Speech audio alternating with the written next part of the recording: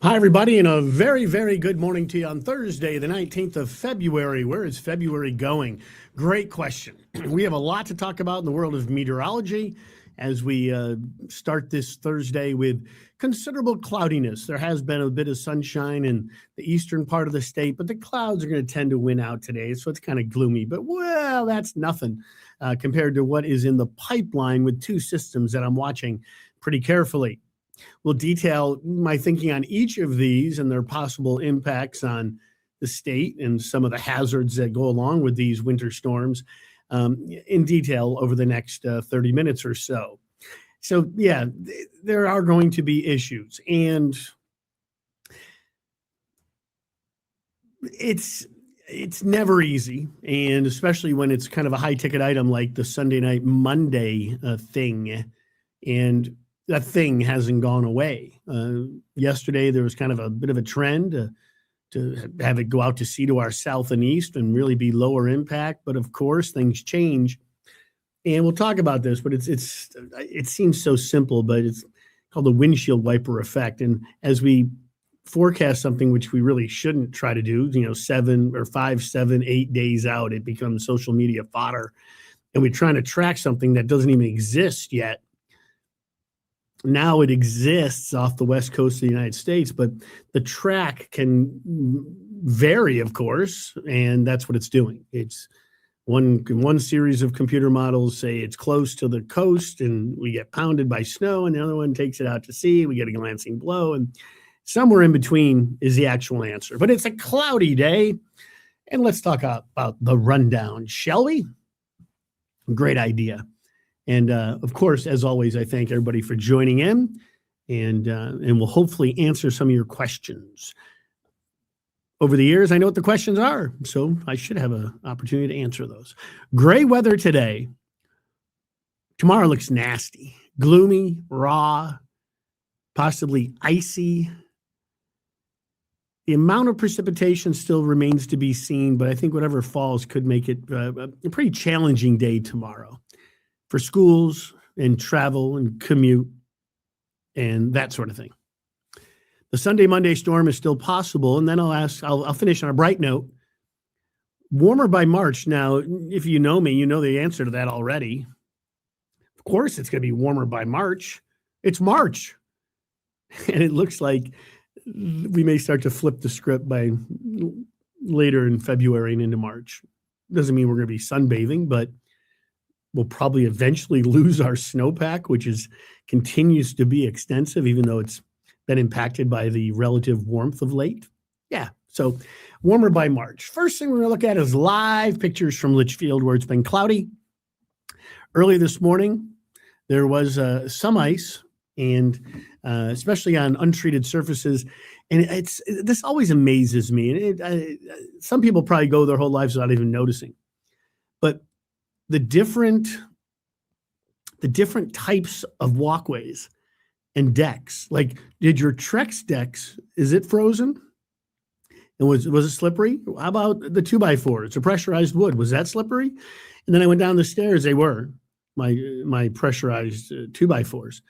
And then I got onto the pavers, which have been in the ground for 20 years now, but they're little rectangular pavers and they're very porous. And of course they're cold. So what happens? Well, they freeze and the water freezes. But then I get to the macadam or the blacktop on my driveway, and that wasn't icy, and my car wasn't icy. And my car thermometer said 32. So different situations for each and every surface. The roads were fine because they were treated, so we didn't have a lot of issues as far as that goes. But I hope nobody slipped and fell in your family, because that hurts last I checked. Yeah, it hurts quite a bit, as a matter of fact. Okay, so we take a look at the satellite imagery, and here's what I mean by gray. Oh, what are you doing over there? I didn't want you to move. Let me pull that back over here. Zoom out a little bit. Come on, clouds. Show up. There they are. Okay, so you can see how there is an area of sunshine that goes up across all of northern New England. And look at Maine. What a day to be skiing. Light winds and bright sunshine across northern New England. Clouds here. And the clouds look like they're going to be pretty persistent today. I was kind of hoping there might be some more sun. Clouds in eastern Connecticut have filled in, and that's too bad. Hey, a couple of things. This is kind of cool to see. I'm going to zoom in just a little bit because I can. Anybody see what I see? Check this out. That's frozen Lake Winnipesaukee. The ice on the lake bouncing the light of the sun up to the camera, which is 22,000 miles up. It's kind of cool. Same thing with Sebago Lake. I just can't quite. Sebago Lake is right there. Lake Winnipesaukee right there. Looks like Sunapee's pretty iced over there too. Isn't that cool? The stuff you see. So, we talk meteorology, and we'll get back to meteorology in a second. The other big thing that our friends up in Burlington, Vermont have been noting, of course, is that Lake Champlain is iced completely over. It's been like 7, 8 years since that happened. See, there's usually a lake there, that white area.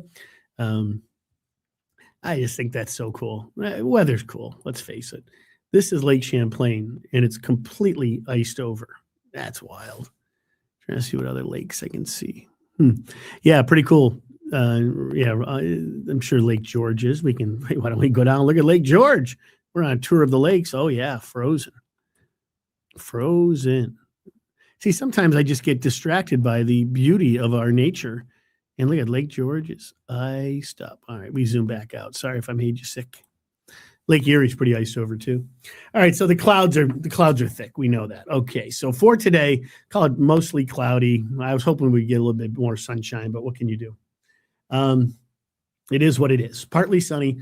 Temperatures in the 40s, 30s and 40s today. Kind of mild, some more melting, but it's slow, and that's great. Okay, we got a lot of people on here, so I'm going to stop goofing around with the satellite imagery. So we're going to go right to we're going to go through the meat and potatoes, and then we can always revert back because there is a lot going on. Tomorrow is really messy, and it looks like this. We start off with clouds. We bring on some snow. Some periods of snow are possible. I still think that's going to be the least of our concerns. It's going to transition to some sleet, and then freezing rain is my number one worry. Now, that doesn't show up very well in this planner. These are somewhat automated. I didn't go in and change them because look at the temperature just creeps up above freezing, and the snow changes to rain. It's rarely that simple in northern Connecticut. And then notice the rain or ice can change back to some snow tomorrow night. So that's the planner. But we're going to take you through it the way you're more accustomed to seeing it now. And this is using future radar. And that has this. I don't love this depiction, but I stop it here at 8:30 tomorrow morning. And there can be some snow breaking out. But again, I think it's the least of the features that I'm concerned about. Because up there, it's going to turn milder and change the dendrites to raindrops and sleet pellets and that sort of thing. Okay, so that's the first thing, is we'll see a changeover. Timing, it's not easy. There's some data that points toward midday, which would mean that you'd get the kids to school and probably have to get them out early, and it might be precipitating. This points toward a morning commute issue, so maybe no school tomorrow. If I'm a superintendent, that's certainly in the cards for tomorrow. It's certainly a possibility. It is what it is. It's winter in Connecticut. This happens. So we get this burst of snow, but I want you to see how we already start to see a changeover as we go through the mid to late morning. Don't get totally caught up on the exact moment in time, and don't get totally caught up in the exact precipitation type here, because it's not that simple. It's not like the snow and rain is going to change over right along this pink strip right at 11 a.m. It's just not that easy. But there will be, some milder air, carving into the air mass up above. So a changeover. This particular depiction, which I only I don't love, has some steadier precip departing. But look what happens. And I think it's more continuous than shows up here. But this is areas of some light rain to the south. But then this pink is our worst situation. It's ice, and there can be freezing rain and sleet. Watch how it fills in again. And then into the overnight, some of that mix changes over to some snow. A lot of this stuff has been centered on northern Connecticut, and I think that's where it will be a bit colder. And that's why I have some concerns for icing. And we'll get to the icing concerns in a second. This particular system is going to have a secondary low form off of Cape Cod, and that could keep some periods of snow around here. Not a lot of accumulations, but sometimes a storm has a tail and it can snow, an inch or two here or there and keep the roads a little slippery. And there's some signal that could happen during late Friday night, Saturday, and even Saturday night. You see there could be a few little periods of snow. So we have a little light snow in the forecast for Saturday. And then this feature goes away, and then we start to focus our attention on the event late Sunday night and or Monday. All right, so icing. We don't like ice, okay? And you can see how some of that precip ends as we go into Saturday night. But again, some periods of light snow, relatively low impact. Now here's the potential for ice. I always want to back this up because it says 8 a.m. Saturday. Well, actually, that works. I'm sorry. Yeah, now I got to fix this. Oh, Robert. So icing potential, and I'm only partially confident that this could happen, but with ice, you never mess around. You never mess around with accretion of ice. And, 1/10 of an inch can certainly weigh some trees down. If we get up to 1/4 of an inch in Northeast Connecticut, that's a bit concerning. This is only one model. May end up being less than this, but this is where the potential does lie for some, a little burst of snow that changes over to some sleet or freezing rain. Sleet can accumulate a bit, but freezing rain is a concern for a big chunk of tomorrow into tomorrow evening. And it's weird because this is like tomorrow. We still have model data that's conflicting. Model data. And one of the reasons why this icing, like, Bob, why doesn't, the atmosphere is kind of mild. There's not a lot of cold air. So, Bob, why doesn't it just flip to rain? Like yesterday was a rainy day. We can have rainy days in February. Well, there's always a complication. First up is that there is a slight, and I want to stress a slight cool air coming down from Quebec. Okay, slight. Not amazingly cold, but cool. Then we have this secondary low that forms out here. And this is all for tomorrow. This is not talking about Sunday and Monday. The primary low and a frontal boundary, when this happens, it can sometimes be really, really impactful. What I think it does in this case, it keeps us from getting that milder air coming in at mid-levels. It keeps it from taking over and dominating, and we end up with this little battle zone. So some of the cold air hangs tough, and this is also why we can see the precipitation maybe flip back to snow later Friday night into the day on Saturday as this low spins about. So it's not always simple because we get these secondary developing areas of low pressure, and you can see there's a bit of a consensus for that to happen south and east of Cape Cod. If this were a big, cold, dominating high-pressure system across Quebec, we'd be talking about accumulating snow here, but it's not. So maybe a little bit of snow, but it's mostly a mixed precipitation event. So when we talk about the weekend, a lot of people in Connecticut go north. We know that. We ski here, but you can also ski north. So I just want to give you an idea how the colder air that's not that far away can produce some pretty good snows, and including maybe up to a foot in the Adirondacks. You going to Vermont this weekend? Got a house? All the big ski areas will pick up probably 4 to 8 inches of snow. Remember, this is just computer numbers spit out. Let's say 4 to 8, maybe a lollipop at Killington of 10. That's a powder day. Now, you can count. On some winters, you can count powder days on one or two hands. This winter has been pretty darn excellent for skiing and snowboarding, and also snowmobiling. I know there's a segment of the population that loves to do that.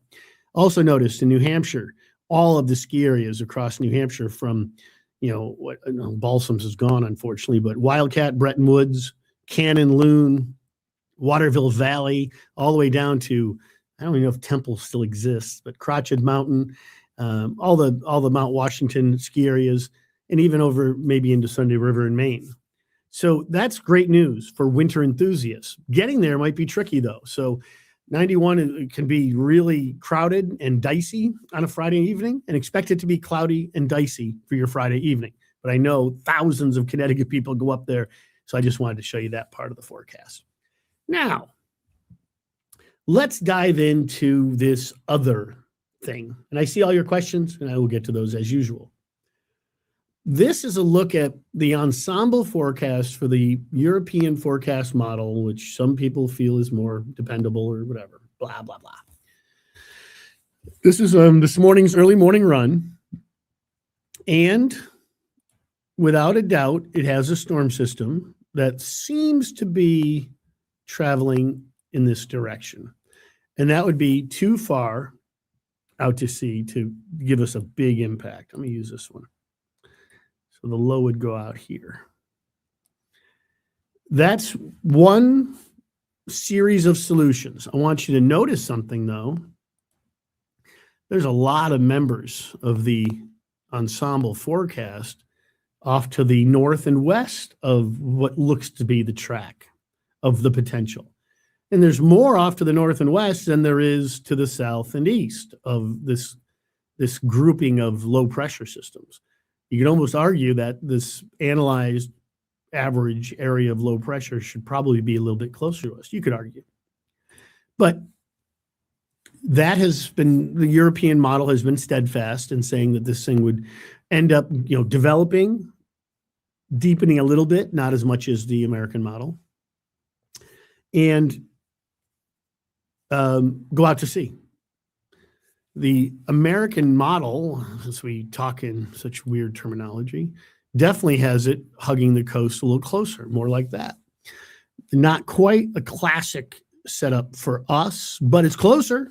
It's closer than the European. It has been. And the two have kind of been battling, if you will, if that can even happen. Primarily just a lot of data in, and the data that comes out that spits out this potential is there's still some variation to it, of course, because we're still, almost 72 hours away from its biggest impacts. So there's that. Now, everyone likes to talk about AI. So I went and I harvested, and this is all from a great company called Weatherbell. We pay for these graphics and I share them with you. This is just one artificial intelligence based and backed run of the European model at 6Z this morning, right? Early this morning, 2 a.m. Just one, but what it does, it gives me some faith in what we're looking at. And if you can't see the numbers, it's not a ton of snow. It's 2, 3, 4 inches of snow, which would certainly impact stuff late Sunday night into the day on Monday. And it kind of nails Cape Cod with blizzard-like conditions and considerably more snow. Could all of this creep back to the north and west? It could. But at the same thought process, it could end up being out to sea, south and east. But I just found this interesting. It kind of goes with I can get up at 1:30 in the morning. I look at a lot of stuff, and this is kind of where I sit right now. Is I don't think this is far from what will end up being the truth, because we don't know the truth yet. We don't know the solution. We don't know the answer. We don't know the forecast. We don't know the result. But this gives you an idea that there could be, I'll call it fringe impacts, but still some impacts. And this would be Sunday into Monday, Sunday night into Monday. All right. Again, that's just one solution. And since everybody loves to look at this stuff, there's that more tucked look to the European forecast or the GFS with a somewhat intense low pressure system. Notice how it's a little closer. And if this were to happen, if you have friends and family down across the Delmarva, maybe DC, but more Philadelphia, Atlantic City, could get really crushed by this. And so could the Cape. And we'd be still getting fringe effects, but I still think it has the potential to be significant. Well, that European model, this is just one run of the non-AI European model, since we have to, and we fringe effects. So fringe impacts, some impact seems likely, but I still think it's light to fringy, and not a blockbuster storm. That can change. More data comes in today and tonight and tomorrow night and Saturday. So we still don't know the exact answer, but it's certainly not off the table. but it also doesn't look like the reenactment of 78, which of course came up on Monday's chat. But here it is Thursday. There's still a lot that has to be determined. So we always like to kind of do this is, what do we know? What do we don't know? A coastal storm is happening. It's likely. Impacts, mostly fringe to moderate, seem possible, but that can change.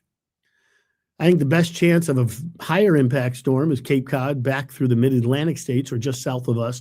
Long Island could be included in that. But again, we're trying to, we're painting with too fine of a brush if we get that crazy. And what could change? The storm track could move north and west or out to the south and east. There's still a ton of potential variability with this. Now the good news. 8 to 14-day outlook, which takes us into late February and early March. The country as a whole, and just kind of, looking at what the potential jet stream, this was good news in the Rockies. There still could be some storminess, but a jet stream sort of like that, where spring is more sprung. In fact, I might even go a little calmer. I think it could end up being more zonal is what we refer to it as. And that could allow us to mild up. All right. I'm not going to say warm up, but mild up as we head into March. And that's what should happen because that's called weather and that's called spring. And again, as we talked a lot about yesterday, we transition from winter to spring. And there you see that warm signal. So your exclusive 10-day forecast. Yeah, mostly cloudy today. Oh, well, a wintry mix tomorrow of snow, sleet. Really worried about the freezing rain. Really is a stretch. I'm mildly concerned about freezing rain, freezing on contact on some surfaces that are untreated. There can be periods of freezing rain and freezing drizzle that can transition back to snow Saturday night and Sunday. We have those Friday night and Saturday, snow showers on Saturday, a break on Sunday, and then there's still that storm potential for Sunday into Monday. And that potential, I think I've done a fairly deep dive on. It's there. It's just a matter of how close it comes, and that's something we just don't know yet. Tuesday's a bit chilly, not quite as cold as we thought it could have been. And then we start to rebound temperature-wise with a wintry mix probably Wednesday night and Thursday, and then maybe later next weekend. But something I just want you to see here on that 10-day, there's nothing too cold. 15 is the coldest temperature. There's no sign of like Arctic air. And by the end of the 10-day, we're at March 1st. I did that really fast in my head. So you see some above seasonable temperatures by late in the 10-day. We saw the 8 to 14-day outlook is milder than normal. So the question remains, and I answer it by saying, yes, we've broken the back of the heart of winter. It happens in late February and March. We have lived through a very cold winter, not the coldest ever or any stretch of the imagination, 15, 20, 25th, something like that. I think it's like 20th coldest. But we've seemed to have made it. It's been really cold, though. And there's been a fair amount of snow, too. But the snow can happen. But as you go into March, it's really hard to get that Arctic cold. It's modified all the time. Sun angle is getting higher. The atmosphere is modifying. There's always a battle zone in March. We can have 70, and we can have 30, 35 degree highs, even 25 to 30 degree highs. That's March. But as you go into March and deeper into March, that all changes, of course, and we look more like spring. And the crocuses start coming up and the daffodils start coming up, and we forget what we just lived through. Okay, let's answer some questions. I'll do my best. Okay, there's a lot of variability in this forecast. So I thank you for being with me, and hopefully I've answered questions before you ask them. There's a lot of moving parts, but none of them right now are extreme. That could change for late Sunday night. Shannon, hello. Shannon's been a regular. Thanks, Shannon. Appreciate it. No whining today over winter. Love your live streams. Very informative and funny as well. You're welcome, Shannon. I appreciate you checking in. Janelle, good morning. Hank's lawnmower. It's amazing that a lawnmower can actually type. Hello, John. John's been asking some it's called Deep Questions and Deep Thoughts with JG. And Mr. Graney asked me some tough ones, and here's another one. I'll do my best, John. Realize we're on a live stream. This is intense. You often offer up multiple storm models during your forecast. Over the years, boy, do people ask this all the time. Over the years, is there a model you find to be more accurate than others? Do you have favorites for snowstorms, hurricanes, etc.? Just put it out there. The European forecast model has a history of being more accurate. If it has personality, it might be more stable. People that look at every 6-hour run for 4, 5, 6 days leading up to a storm and analyze it and freak out and say, oh, the Europeans failed on it's not like that. It's not like, it's just not that simple. This all started back with Sandy, the hurricane that transitioned into what the media refers to as a superstorm, which really is a strange way of looking at it, but it was a major storm with big impacts, but it was just named Sandy. One morning, Mr. Roker did the first graphic I'd ever seen showing a comparison of the GFS and the European model. Now, 15 years later, almost 15, 12, he actually has the American flag and the European flag, which I always think is funny. It's what they show in the Ryder Cup is the blue flag with the yellow diamonds. Now, instead of having Euro and GFS, they have the American flag against the European flag. It's very interesting. That was the first time I'd ever seen them compared and almost like they were in conflict, and it was a battle zone and a battle between the models and a war and the models and blah, blah, blah. And now it never stopped. And now the horses are so far running out of the barn that it's a daily thing now. And I do it. We all do it because it's one way of portraying the differences in the models. And I guess at the end of the day, it's not the worst thing. But that was all the act of pulling the shades off of what we do. Back then, we didn't have future radar that we could show on TV. So we analyzed all of the parameters in the atmosphere, and we drew maps. Now the maps are kind of drawn by using the computer models, and we can show any model we want. Like this morning, I showed the NAM for tomorrow because it looked better than the graph, which can be used sometimes instead of the HRRR. And then there's then today, Al said the Canadian is right down the middle of the two, European, and all it does is really, I think, confuse the public. What's the forecast? What's the 10-day? What's going to happen? Instead of like we spend more time, it's like we're analysts and financial analysts and we're trying to trade stocks or something. Just give us the forecast, but people want more, so we end up taking these deeper dives. It used to be a lot simpler. Let's just put it that way. But now, not only do we do more, but the public, you out there, expect more, and we push the envelope as far as the science goes. With that said, the European model, to me, has performed better. The GFS has been around a lot longer, but it doesn't mean it's better.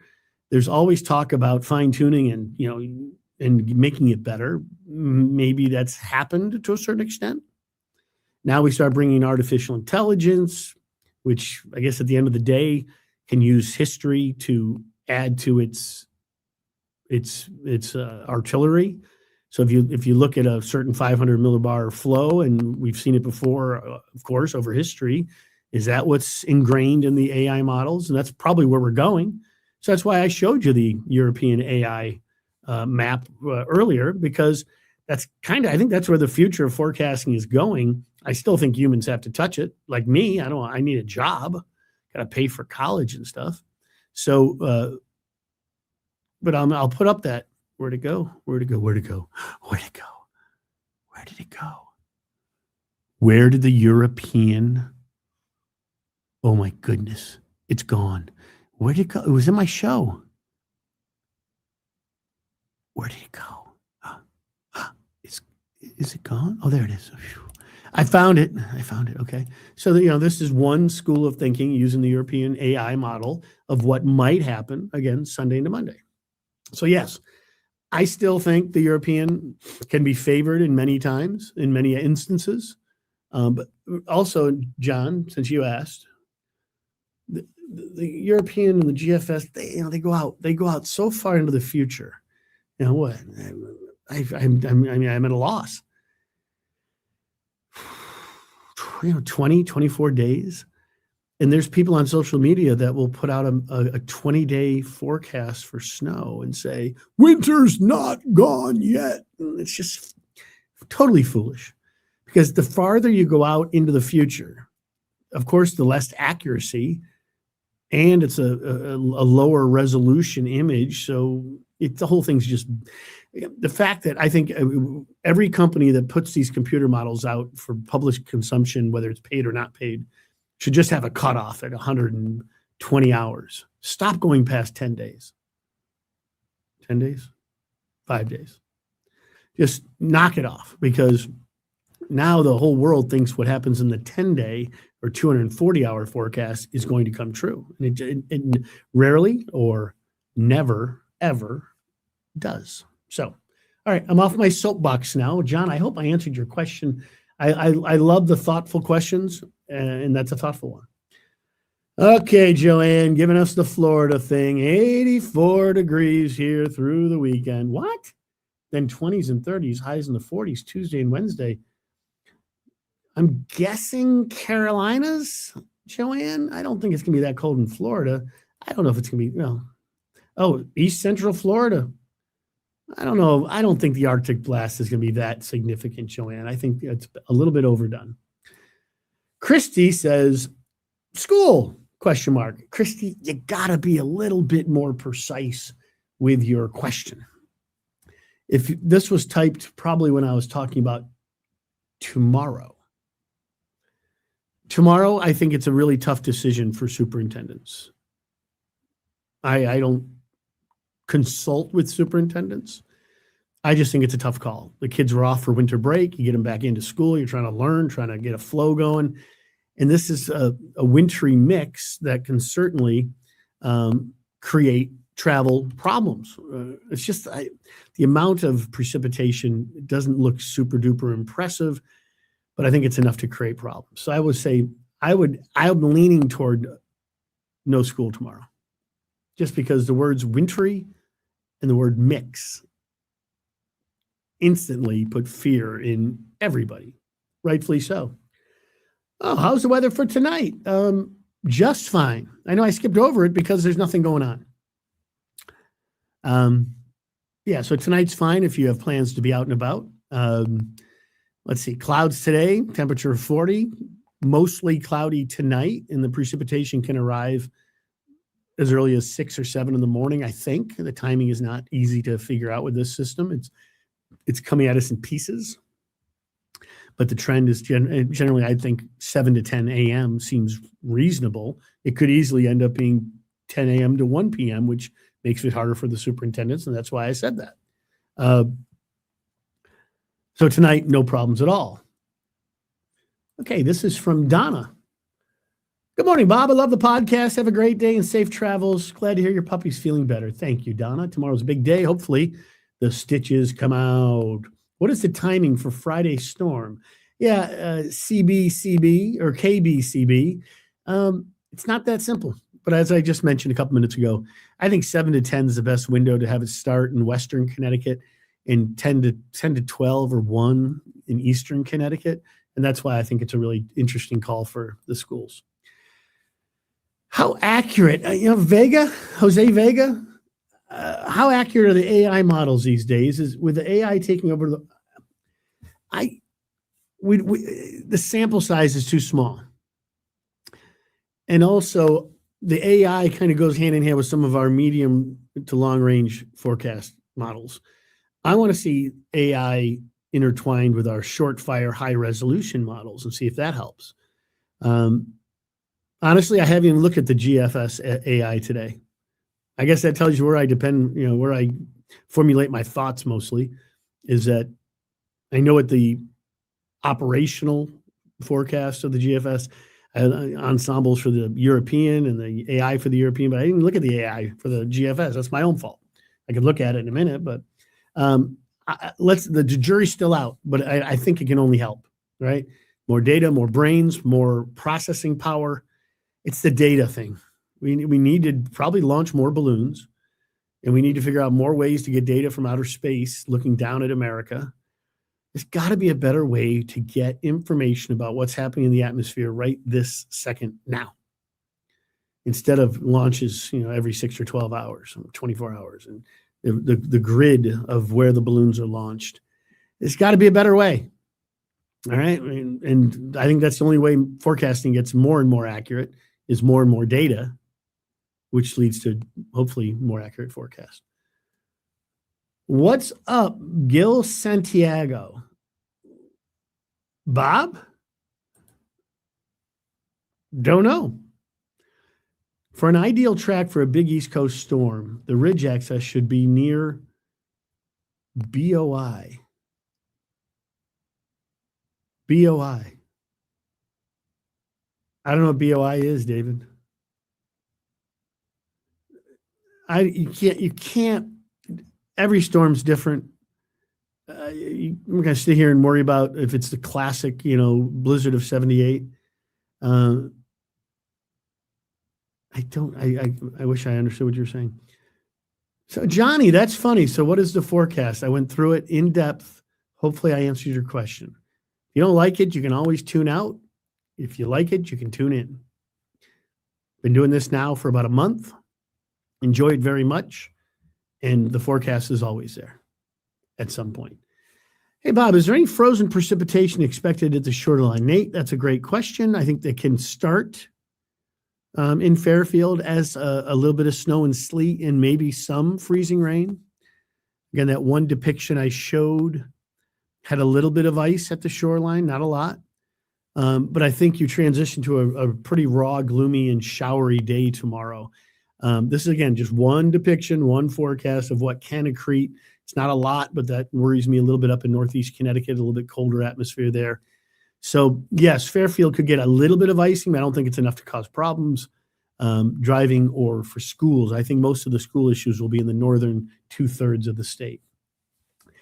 Hey, Bob, in case you don't know, we are ready for spring in Ledyard, but the drought persists, correct?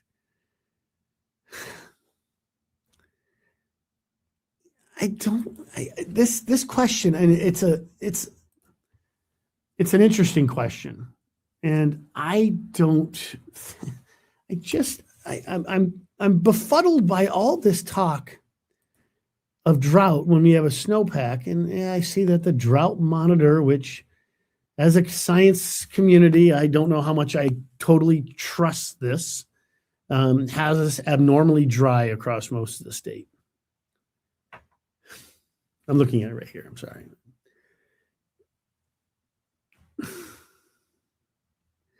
I don't know how they do that when the ground is covered in snow. Are we just looking at numbers, raw numbers, and saying, well, you're a little bit below average? I don't totally get it. But you're not the first person to bring it up, so I'm not discounting it. The drought monitor has confused me since it came out. I don't know where it came from. And to me, it overburns the drought. Growing up, when I was a young cub meteorologist, the word drought wasn't thrown around the way it's thrown around now. It was simply a yearly. It wasn't quarterly. It was like over a year. If you were way behind, it was considered a drought. The Dust Bowl was considered a drought. Now it's dry for 3 weeks, and the drought monitor starts to pipe up, and people start freaking out. My advice always is when we start talking about water and water issues is if you are on a well, you should always monitor, that situation. But if we have, right now, we probably have a snow depth of still 4 to 15 inches in some places. I still have more than a foot of snow in my yard. And locked up in there is about 2 to 2.5 inches of water. And we're entering the wet season. We know the pattern's active. It rained yesterday, 1/4 to 1/2 inch for most. And we have 2 inches of water locked up in our snowpack. So when the snow melts, that water just doesn't go away. It goes into the ground. So my advice would be pump the brakes on the concerns with drought. Okay. I know it can be a serious situation for agricultural interests, not your backyard garden. So, Kim, I don't know to what extent you use and need water, but the drought is not persisting. It's been a bit dry, I guess. And I think that's just looking at numbers. I feel like we've had plenty of precipitation and we'll get more. Gil says, "What's up, Bob?" I say, "What's up, Gil?" Renee says, "Bridgeport, Friday or Sunday." I don't know. You got to be more specific with your questions. If you're talking about tomorrow morning, I think Bridgeport will generally be okay. You could get a little burst of some snow, but I think the transition is over to rain fairly quickly along the Sound and with a temperature about 35. I think it's a miserable day. Like it never gets to 40 or 45. I think it's a raw, chilly day with somewhat persistent precipitation. Say that 3 times fast. And Sunday into Monday, Bridgeport could end up with some snow. We just don't know how much. The forecast is we really don't know. Of course it is, Mark. I love the laughing icon. I think I presented a pretty clear case for tomorrow. And if you want the forecast for Sunday night into Monday, I think I've put up a pretty clear discussion that some sort of fringe glancing blow is most likely. A miss is not likely, but a direct hit with a blizzard of 78 is also not likely. It's the solution or the answer or the forecast, Mark, is somewhere in between. Faye, you're welcome. Thank you, Deborah. Taking a break from work and watching the USA women's curling. Oh, how are we doing, Debbie? Really hoping that the Sunday, Monday storm is a big miss. Debbie, I'll be honest with you. So am I. I can say I'm done. I mean, I love snow, but I got a lot of balls in the air. I got a lot of stuff, and if it hits directly, it's high ticket. It's an absolute debacle. So we don't want that. I'd rather have a glancing blow. Lisa, thank you. I appreciate you saying that. Can't wait till spring. Hi, Bob. Hey, Bob. Bob and Bob chatting. Love it. Flying out of New Haven Sunday morning, Sandra, will not be a problem. Just a minute.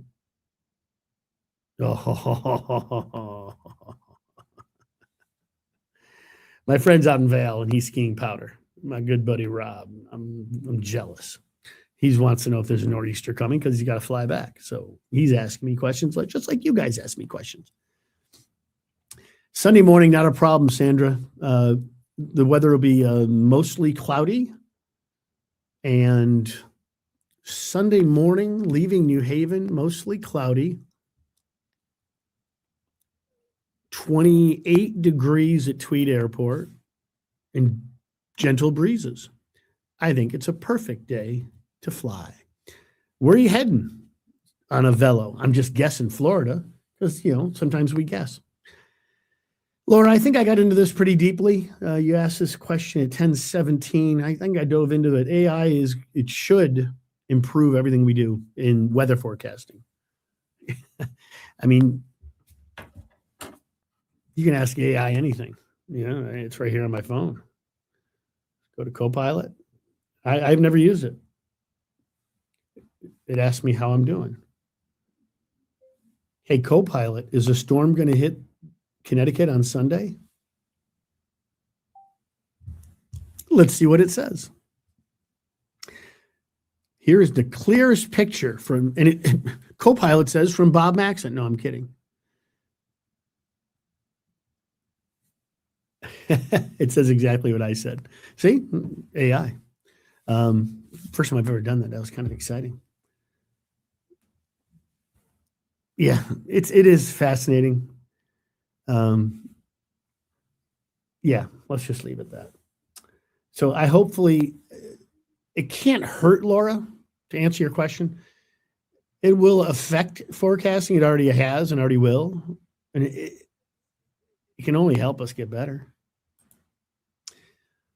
All of you rely too much on technology. You cannot tell us what Saturday is going to be. Frank, I just said Saturday's snow showers. Like, what are you talking about? You think if you come on here and you think forecasting is easy, well, you're wrong. It's not easy. And we've said over and over that Saturday is mostly cloudy with some scattered snow showers. So there, I just told you what Saturday is going to be. Sunday night into Monday is a huge ticket item, and you just don't. I don't just sit here and I could, and then I'd end up probably being wrong. So would you rather? That's what I'll do. I'm going to just put out a forecast for Frank for Sunday. All right, for Saturday, clouds, snow showers, a temperature of 35. Sunday, cloudy skies. Sunday night, snow developing, and snow and wind all day Monday. 4 to 6 inches of snow is most likely, wind gusts of 30 miles an hour along the shoreline, perhaps higher. Then snow ending Monday evening. Impacts on school and business on Sunday or Monday would be a moderate impact because of that snow. And that's it. That's all I'm going to say. So instead of giving you the deeper dive, I'm just going to put it out there. And if I'm wrong, I'm wrong. Is that what you'd rather have me do? Whatever. Okay, because when it's out 72 hours, isn't it smarter to give the possibilities? And I went into it pretty deeply. Okay, so it's just we rely too much on technology. What are you supposed to do? Throw darts? Like, would you rather? That's what I'll do. We'll get a dartboard and we'll throw darts, and that'll be the forecast. That's just such a silly comment. Neil says, Mother Nature is going to do what she wants. There's no right or wrong or should have or supposed to. Yeah, sort of. Is it common to get snowstorms in February? Of course it is. It's, I think, our snowiest month on over record. And then March is 2nd, January's 3rd, I believe. No more winter, says Jack. Bob, I would love some snow, please. Okay, Taz, you might just get it. Bring on more snow. Working for DPW, plowing our town's roads. Neil, good for you. Loving the extra hours. And hey, maybe we will get it. Good morning, Bob. How are the models looking for a snowstorm on Monday? I'm so done with all the snow. I hope that your dog is doing well. Thanks, Christina. Christina typed that when? 10:22. Christina, I've gone over it. I went over it pretty deeply. If you rewind the video, you could probably find there's a lot on the table. And right now, I would say there's the best chance, the highest probability would be some sort of glancing blow with a light to moderate amount of snow. I don't think a blizzard of 26 is happening, and I don't think it's a total miss. The answer is somewhere in between. We just don't know. It's still, again, 72 hours out, roughly. Should I be looking to rebook a flight? See, this is where it gets tricky, Lindsay, because now we're spending money. That would take off at 5:30 a.m. on Monday morning. Lindsay, if it's Bradley International Airport, I would not rebook. If it's Tweed, that's a different story. And if you're connecting through Philadelphia or Washington, you might want to think about it. But I would not rebook. Okay. So instead of giving the possibilities, I'm just telling you don't do it, I guess. That's what I have to do now, according to my friend Jack. I'm flying in tomorrow from Phoenix. What about the road conditions? Tomorrow, I think the roads are the least of my concerns. There can be some slippery spots and some accumulation of a little snow and sleet, assuming, Sandra, you're flying into Bradley. If you're flying to New Haven, I don't think it's a big issue at all. I think the roads are wet. People crash when the roads are wet. Our driving skills seem to have diminished over the last 5 years. You're flying in from Phoenix, so that's going to bring you to Bradley. And I think there can be some tricky travel, but I don't think it's going to be an issue because we've continued to put more and more treatments on the road, and I think that will help us. Okay, that will help us greatly.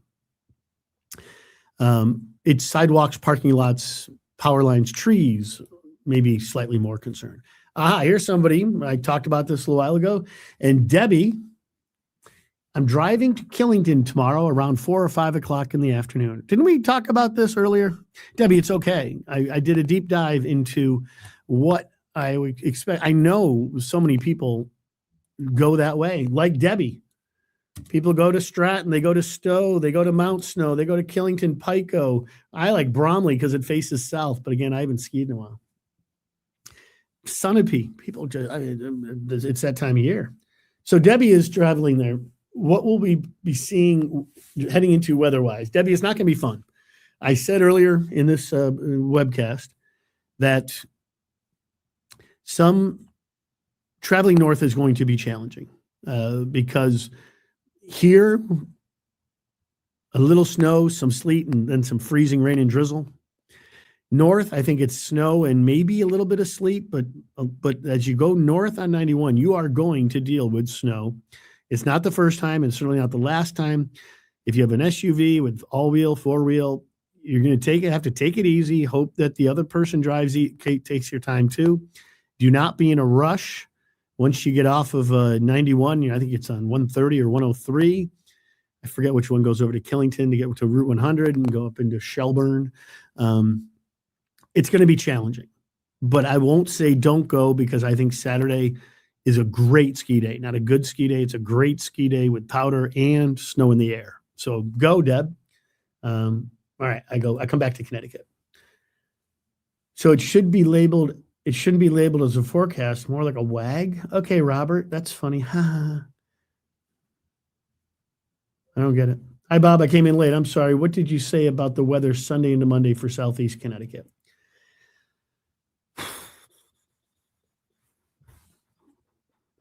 Hold on a second. I've mentioned before I have a child who's in a different country. I'm doing my webcast right now. You could tune in, it's on my Facebook page and the station's Facebook page and YouTube. That would give you an answer to the question about the snowfall in New York City. Other daughter. If anybody in Connecticut is going to get a more significant snow, if Southeast Connecticut looks like it would be, and since you asked, and I hope you're still on the feed, Bella, this is the European forecast AI model, as we have to show everything and tell you about everything and see how, if this were the solution, we don't know if it is. Martha's Vineyard, Nantucket, gets the most snow. And as you work your way back to the north and west, there's less snow and no snow up in New York State. So this makes sense to me because I think there will be some impact, but not a major impact like Cape Cod. But if there was impact in Connecticut, the most significant would be Southeast Connecticut. That answers your question, Bella. If I go any deeper, I'll be up here for 3.5 hours answering those questions. Power issues, I don't think it's going to be a major issue. KBCB, Kudbro, if anybody, maybe Northeast Connecticut, it could have a power issue. I don't think it's a widespread problem at all. Thomas, nice picture. One good thing is we are expecting good weather soon enough, and everyone will be complaining about the heat. Thomas, from your lips to my ears, holy cow. The first person that pipes up in May and says, the heat is getting to me, because in May we'll get an 80-degree day, or in June a 90-degree day. Oh, the heat. Yeah, hopefully remember what we've been through. You've been my go-to. Roger, are we related? You've been we are, yes. You'd be my go-to meteorologist even if we weren't cousins. Yeah, because my name did have an S in it, I think, back in the day. And Roger, if you're still listening, I think, Roger, do you live in Southeast Connecticut? Are you in New London County? Because there was a decent population of Maxons, and there's even a road at Mitchell College called Maxon Place. I think it has an S in it. Roger, do you live on Maxon Place at Mitchell College? If you're just tuning in for the first time, this happens. We go on tangents. We have fun. It's a chat. Hopefully I'm keeping you company and getting to the weather forecast. But I believe, and I could be wrong, but our name has Dutch origin of Magson. And when we came into America, It was mispronounced and evolved into Maxon. And we were in Rhode Island. There's a lot of headstones in Rhode Island and Southeast Connecticut of our ancestors, and the battles with the Pequots and the Mashantucket, the Pequots. And yeah, there were some pretty bad battles. We lost a lot. That's why there's headstones. We were battling the Native Americans in southeastern New England. At least that's what I have gleaned from family's research. So Roger, sorry, I digress. I think that's interesting. Any chance they would cancel school tomorrow here in Simsbury? Rachel, I think there's about I'm not going to speak for the superintendent. I'm not even sure who the superintendent is anymore because my kids are out of school. I would never speak for the superintendent, but I would give it a 50 to 60% chance. 50 to 60. I think that's a good way of putting it. Hey, Victoria. Hi. Back.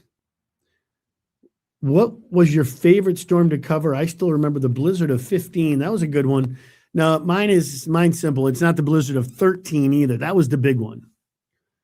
13 was the one in February that just buried the whole state with 2 to 3 feet and even 3.5 feet, almost 4 feet, 40 inches and had them. That was 2013. I forecasted so many storms that it's hard to really keep them all straight, to be quite honest with you. Ryan is a savant. He knows dates, times, snow amounts, towns hit hardest for every storm that's ever hit. On the Today Show, they had Mary Lou Henner on earlier. She has this brain. You can give her a date and she'll tell you everything that happened. It's ridiculous. You can say to Mary Lou Henner, August 18th, 1974, and she, without hesitation, will tell you what happened, even if it's minuscule. Ryan's the same way with storms. It's amazing. And it amazed me since he was an intern. He and I covered a President's Day storm, and we talk about it all the time. President's Day 08, if he's watching, I don't think he's watching. He's busy. And we were coming up on an hour. It's amazing. I talk too much. 2008, President's Day. Somebody asked what was my favorite storm to cover. He and I had so much fun that day. Because it was a holiday long weekend, it had less pressure, if you will. And I remember coming into work and there was not one flake of snow on the ground. Not one flake. I'm trying to remember what car got buried. We had a Touareg. I had a Volkswagen Touareg. I loved that car. My wife's still mad at me for getting rid of it. Pulled into the old building. That should tell me the date because we moved in here in 2012, I think. The new building is amazing. It gives us this weather lab. And he and I pulled in and we worked the early morning show on a Monday, I think, Sunday, Monday. It was Sunday, Monday, President's Day weekend. And it snowed so hard. And we have video of him standing outside the station, or maybe he did a live shot.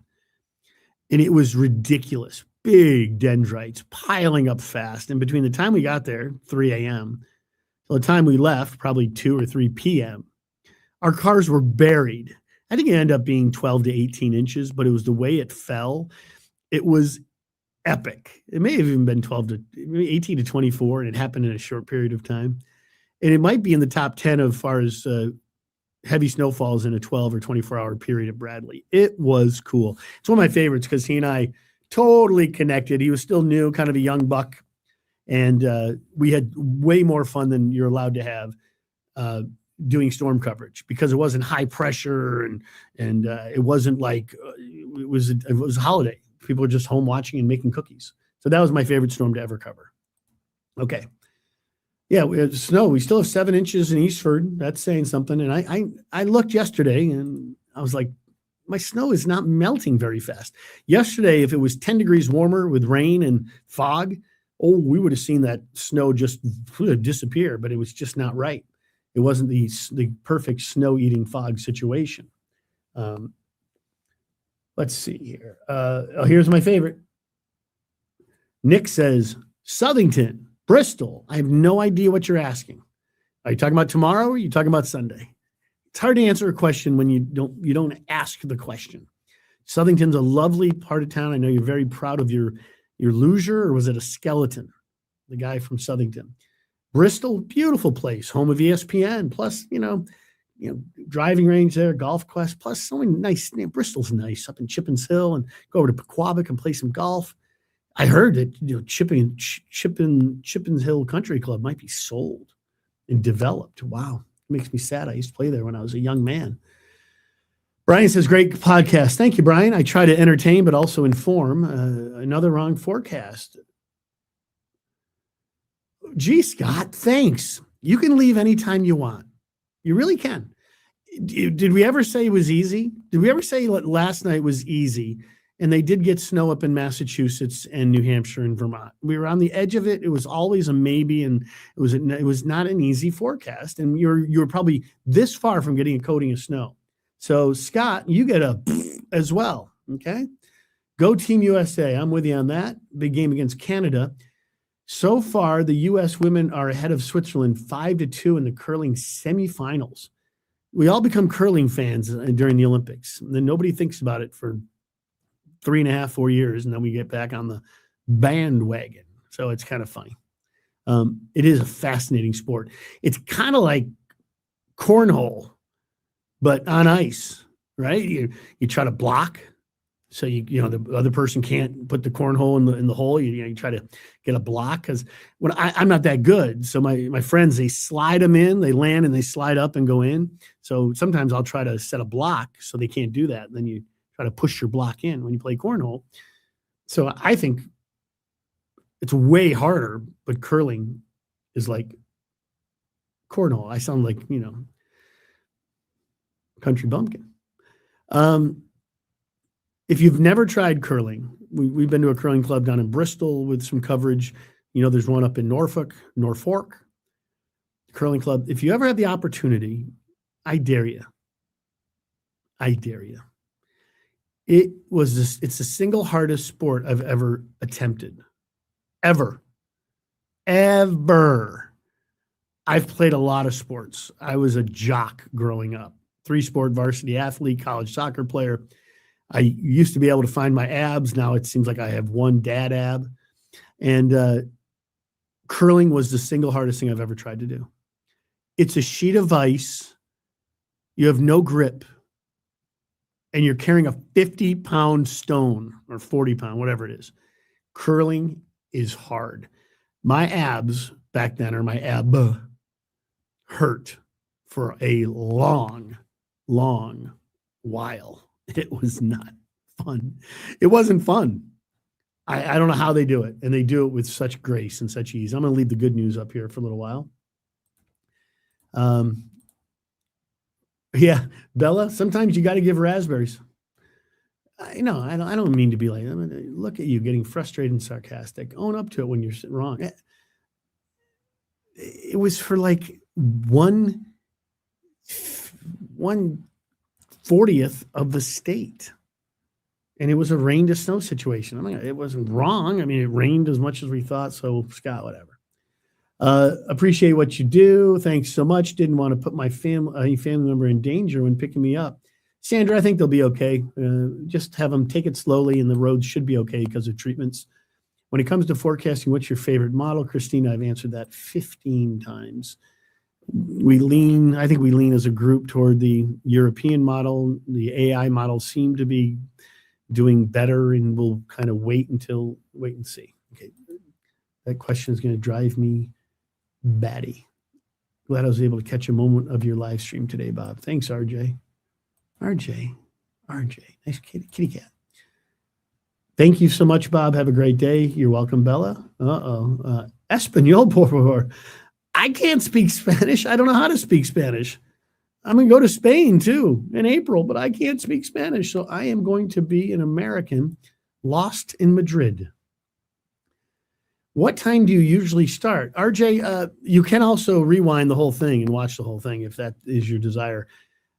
I try to get up here between 9:30 and 9:45. Okay, there's other things and things called meetings that get in the way, but I usually try, and I do it on every day. So that's when sometimes if I act exasperated is because I have had the same question for the 50th time, but that is kind of the nature of the beast. The nature of the beast. And so Scott's going to continue to hound me. I love that, Scott. You can block. Do you watch other local stations, Neil? That's an interesting question. Let's delve into Neil's question. I have respect for all meteorologists and all stations. In the olden days, remember I've been here for 30 years. That's 3 decades. In the olden days, it was kind of like that. It always felt like, I don't know why this was, or why it was like this. It was like that scene from Anchorman. Oh, we're gonna fight. Like we were gonna meet Hilton Catterley and Jeff Fox in an alleyway. There was this level of competitiveness. Maybe I've just grown old. Maybe there's just so much news on that it's not that I don't care. I don't lose myself in putting my forecast up against Scott's or Gil's or Matt or Rachel's in the morning or Rachel at night. Respect for all of us. It's not easy. Sometimes I get a little irritable. It happens because none of what we do is easy. People expect it to be, like whatever his name was earlier. It's not easy. But back in the day, we used to worry about 1 inch of snow difference. Hey, the other channel has got 8 to 12. We were only going 6 to 9. And then about 10 years ago, we kind of just shrugged our shoulders and say, what in the world are we doing? Not 10, 5, 8 years ago. What are we doing? Who cares what they say? And what it really comes down to is impact. A 4-inch snow has the same impact as an 8-inch snow. It really does. Okay. Is it a little tougher to move? I guess you could say it's twice as tough to move. The type of snow is as impactful as the amount. The timing of the snow is more important than the amount. If it starts to snow and sleet at 7 a.m., it's an easy call for the superintendents. If it holds off until 10, you got a bunch of parents missing work or working remotely with their kids at home, and it's not doing anything till 10 or 11, and then they start to lose their noodles and they blame the superintendent. And what they do is they go on social media and they bark about it. Does your town have that Facebook page? Yeah, the Facebook page where everyone goes on and complains about everything. Those will light up tomorrow. So to me, I break it down now into timing and impact, which kind of go hand in hand, and the amount is secondary. So yeah, I bet we look, I bet maybe, but we don't have this. It's not like, it's just different. Society's different. You guys can get all of our forecasts on social media, Facebook, like right now, or YouTube, or X, or Instagram, or TikTok. Our forecasts are out there in like 40 different mediums when it used to be just the 6 a.m. and 6 p.m., maybe a noon and the 11 p.m. We used to just have this one big impactful hour or 30 minutes, and it was it. Now we're on continuously, so it just feels different over the years. Your answer was Mass and Vermont got snow, and we live in Connecticut. Okay, Scott. But that's where the impact was going to be more significant if it was impactful at all. Oh, boy. Let's talk to AI for a minute. I'm going to talk to Copilot for a second. Okay. Oops, Copilot. All right, Copilot. Copilot, can you define what a troll is? Okay, perfect. Awesome. What troll means online? A troll is a person who deliberately tries to provoke, annoy, and upset others, usually by posting inflammatory, off-topic. So, not quite a troll, but borderline. Okay, so. Will we get a blizzard this Sunday? Nick, no, we won't. Bob does the best forecasting in the state with Ryan. Thank you, Hank. Nick, if something were to occur, it'd be later Sunday into Monday. So I answered your question smarmily and making up new words. There's still the potential of something Sunday night into Monday.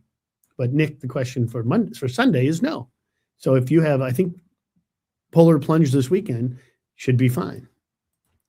When it says, oh gosh, I'm not going to get into the discussions of in 38 years, you've never heard me on TV say there's a 30% chance of something. That's for the app.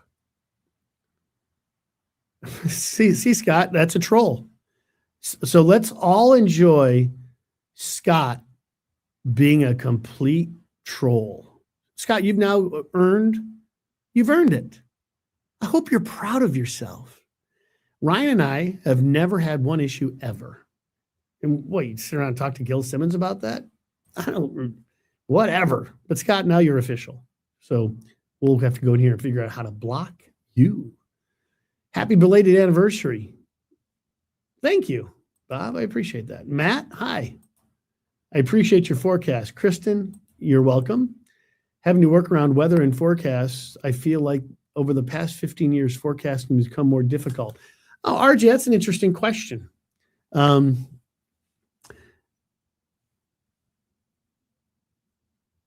Has forecasting become more difficult? Shouldn't be. When somebody asked me this question in like when you go to a Rotary Club, Lions Club, Rotary Club, you talk to anybody over the age, say, of middle school, high school.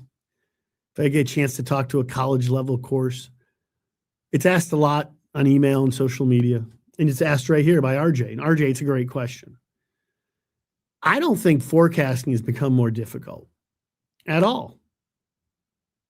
It all comes from society. Society demand. I mean, again, I've been doing this for a while. Society demands way more as far as precision, complete and utter accuracy, like Scott.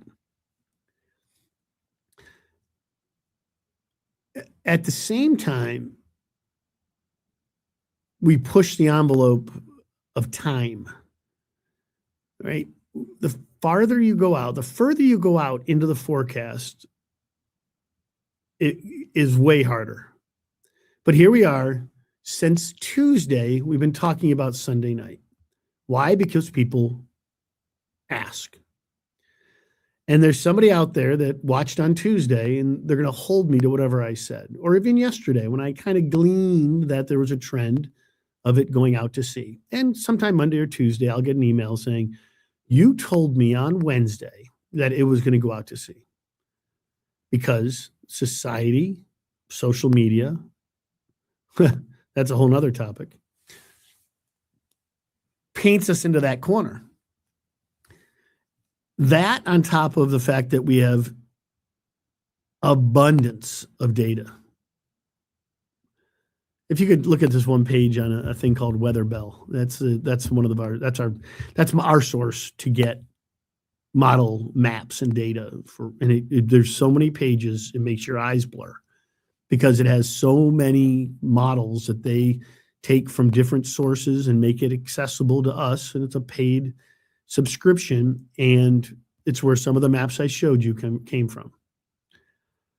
It's mind-boggling how much data there is, and we have to use as much as we feel comfortable. If we just took one model, let's just say it's the GFS, and we just forecasted off of that, we'd be wrong a lot. Not because the GFS is bad, it has its moments. The forecasting accuracy goes lower as farther you go out in time, obviously. Can't tell you what's going to happen next Thursday. We give you an idea of what might happen. But we have so much data that 12, 24, 36 hours out is not easy because the data convolutes our thought processes.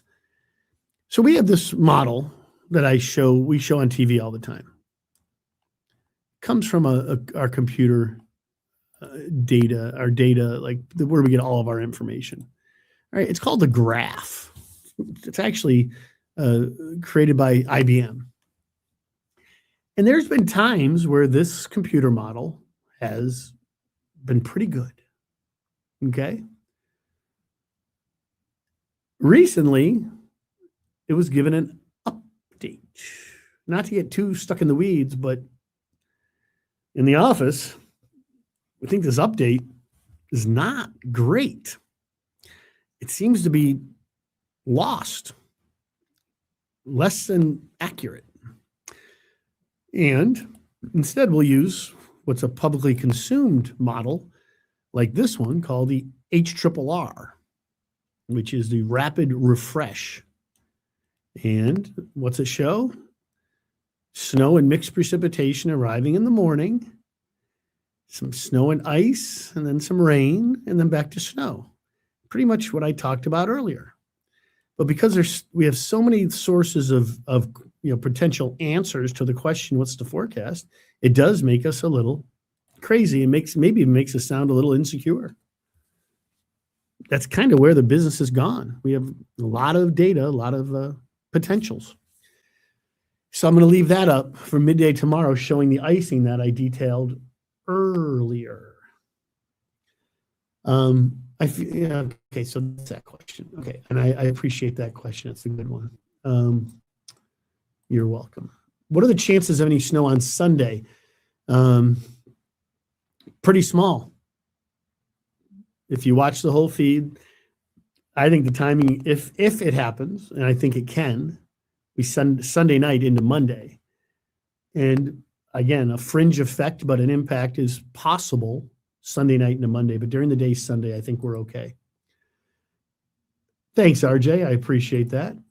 I love meteorology. What advice would you give if someone wants to become a meteorologist? Oh, boy. I don't know how old you are, KBCB, Kudbro. College.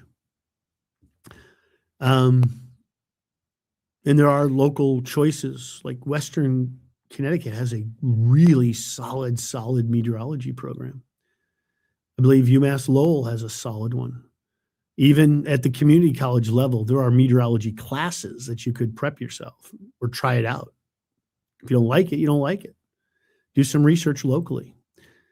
You have to love, and I'm not saying like, you have to love and you have to crush mathematics, physics, earth sciences, and now computer science. It's changed so much. I graduated almost 40 years from college, 40 years ago. Now you can become a meteorologist on the hobby level by being self-taught. Can't really call you couldn't get a job with the National Weather Service, but there's just flip through your Facebook feed. If you're interested in weather and the algorithm knows that, there's a lot of weather information, good and bad, on Facebook. Interesting question though. I like that. Or one of the chances of snow from Sunday and Monday. Lawnworks, I don't know where you're checking in from. There is a chance that we get accumulating snow. I went into a really deep dive more than an hour ago. My gosh, I got to shut up. No more questions, please. There is a chance, and I would say right now a decent chance of a fringe impact of a storm. I do not believe that a major snowstorm is going to happen Sunday night into Monday. I think we can get some snow, and there's still a chance that we get nothing. Okay, so I'm kind of shooting down the middle because I'm not ready to sell out either way. That was a phenomenal response. Love you getting into the weeds. Oh, thanks, RJ. Thanks for all you do, says Christine. And with that, my friends and foes, as I come to find out. Isn't that funny? Ooh, let's see. Oh, wrong button. There we go. All right, there we go. All right, it's a Thursday morning. I've talked for way too long. What's new, right? It's cloudy outside. Today's high temperature about 40. Tonight, mostly cloudy, low about 30. Melting leads to some icing, but it's not a big deal. Tomorrow, we're going to get mixed precipitation that can develop during or just after the morning commute.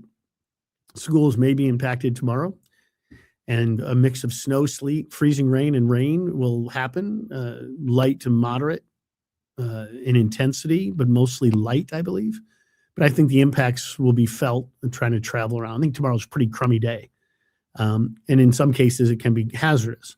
Freezing rain can accrete in the northern part of the state onto some power lines and trees. I don't expect it to be a major problem, but that potential exists. Tomorrow night, snow showers as precipitation can flip back to snow, and then on and off snow showers for Friday night and Saturday. I think it's low impact. Sunday is a quiet day, but then Sunday night into Monday, there is the potential for that coastal storm and the impacts that go along with that. I don't think it's a major storm, but I think it's a major storm for somebody. I just don't think it's us. Okay. So that's the latest thinking. I appreciate you all stopping by. At one point, we had several hundred viewers. And of course, this lives on social media for a long time. So my raspberry will be seen across the socials. Have a great day, everybody. And as I always remind you is, next time you go into a store, you hold the door for the next person. Maybe next time you get coffee in the drive-thru, you buy it for the person behind you. And if we all take a minute out of every day or 5 minutes to be kind, the world will be a better place. Have a good one.